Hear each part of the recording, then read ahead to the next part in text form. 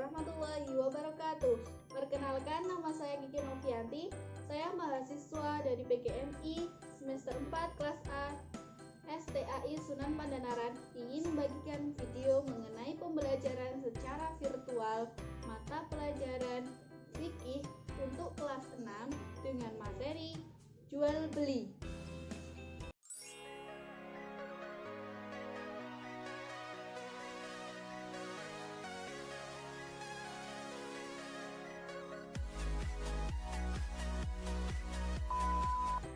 Assalamualaikum warahmatullahi wabarakatuh. Bagaimana kabar kalian anak-anak selama pandemi ini belajar di rumah? Semoga kalian tetap dalam keadaan sehat ya. Untuk mengawali pembelajaran kali ini, mari kita awali dengan membaca basmalah bersama-sama. Bismillahirrahmanirrahim. Untuk absensinya nanti anak-anak bisa mengisi di link ini ya. Oke anak-anak, pada kesempatan kali ini kita akan belajar mengenai bab jual beli.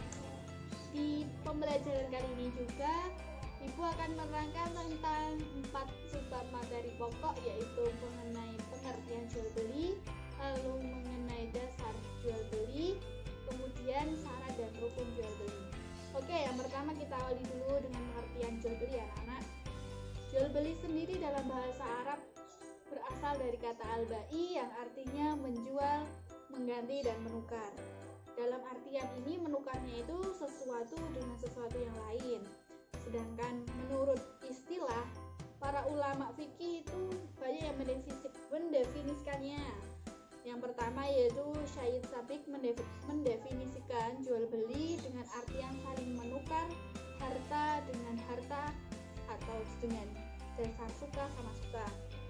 Lalu Imam An-Nawawi juga menjelaskan bahwa jual beli adalah saling menukar harta dengan harta dalam bentuk pemindahan kepemilikan. Nah, dari dua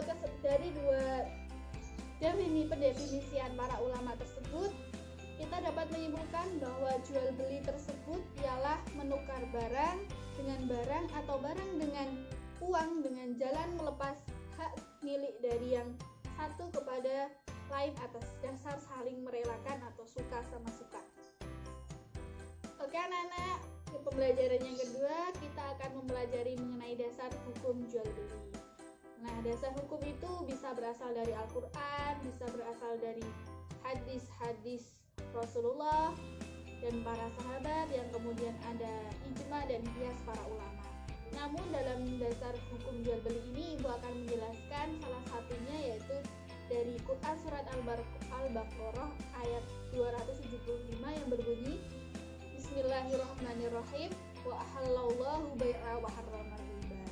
Nah, itu merupakan cuplikan dari ayat Al-Quran dari Quran surat Al-Baqarah ayat 275 yang artinya Allah telah menghalalkan jual beli dan mengharamkan riba. Berarti dapat ditarik kesimpulan berdasarkan landasan ayat Al-Quran tersebut dari surat Al-Baqarah ayat 275, Allah Subhanahu wa Ta'ala telah menghalalkan jual beli kepada setiap hambanya dan mengharamkan praktek jual beli yang mengandung riba. Kemudian kita akan belajar mengenai syarat dan hukum jual beli ya anak-anak. Nah, syarat sendiri memiliki arti secara KBBI segala sesuatu yang perlu dan harus ada. Jadi di dalam jual beli ini juga memiliki syarat dan rukun. Yang pertama kita pelajari kan syarat. Maka syarat yang ada dalam jual beli yaitu yang pertama bagi penjual dan pembeli yaitu berakal sehat. Jadi antara penjual dan pembeli itu mereka memiliki akal sehat. Jadi mereka bisa berpikir dengan jernih dan mereka tidak memiliki gangguan jiwa. Kemudian syarat yang kedua bagi penjual dan pembeli yaitu berdasarkan kehendak sendiri. Jadi jual beli itu mereka antara penjual dan pembeli itu tidak memiliki paksaan. Jadi mereka suka sama suka.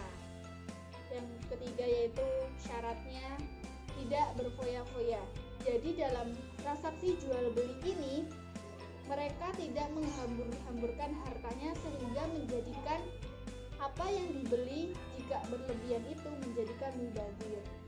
Dan syarat yang terakhir bagi penjual dan pembeli yaitu adalah cukup umur atau baligh. Jadi penjual dan pembeli yaitu yang sudah dewasa. Kemudian syarat yang kedua yaitu mengenai syarat barang dan harga. Yang pertama, syaratnya yaitu halal dan suci barangnya. Kemudian memiliki manfaat, jadi barang yang diperjualbelikan itu memiliki manfaat. Dan yang ketiga yaitu barang yang diperjualbelikan itu dapat dipegang, dapat dirasakan, dan dapat dikuasai. Kemudian barang tersebut milik dari sang penjual. Dan yang terakhir yaitu dapat dilihat bentuk dan sifatnya. Kemudian syarat yang terakhir dari syarat jual beli yaitu ijab qabul. Jadi ijab itu yang diucapkan oleh sang penjual, lalu qabul itu yang diucapkan oleh pembeli. Jadi baik penjual maupun pembeli itu saling mengesahkan. Artinya jika pembeli mengucapkan kata atau kalimat qabul, maka penjual harus membalas dengan kata atau kalimat juga. Dan yang terakhir dari pelajaran kali ini, Ibu akan membahas mengenai rukun jual beli.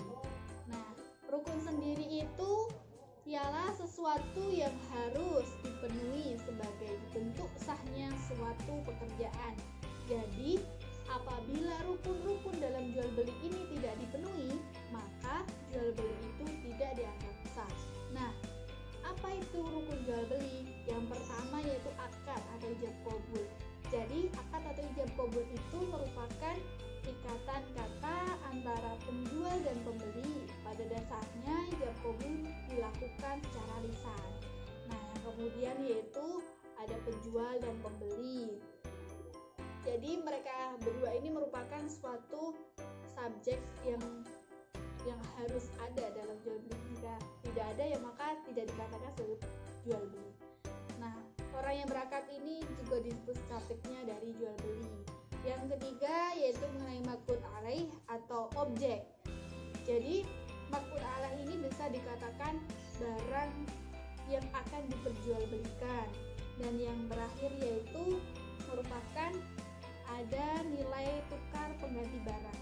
Jadi sesuatu yang memenuhi 3 syarat, yakni bisa menyimpan nilai, bisa menilai atau menghargakan suatu barang, dan bisa dijadikan alat tukar, itu merupakan rukun dari nilai tukar yang harus ada dalam rukun jual beli. Sekian dari pembelajaran yang Ibu sampaikan. Nanti kalian lebih jelasnya bisa melihat dari link video yang telah Ibu berikan. Nanti bisa cek di sini ya. Nanti dicek di link tersebut, nanti bisa kalian lebih memperjelas dalam memahami apa yang Ibu sampaikan. Untuk mengetahui pencapaian dari hasil belajar kalian di mata pelajaran ini, Ibu nanti akan memberikan tugas yang akan Ibu share di WhatsApp grup yang telah ada, dan nanti kalian bisa mengirimkan tugasnya melalui WA grup tersebut. Sekian pembelajaran dari Ibu yang Ibu sampaikan ini. Tetap semangat walaupun hanya belajar di rumah, dan tetap jaga kebersihan, jaga kesehatan agar kita selalu dalam keadaan sehat. Dan semoga pandemi ini cepat berakhir dan kita dapat bertemu secara tatap muka dan belajar bersama di ruang kelas yang telah kita rindukan selama masa pandemi ini. Ibu akhiri, wabillahi taufiq wal hidayah. Wassalamualaikum warahmatullahi wabarakatuh.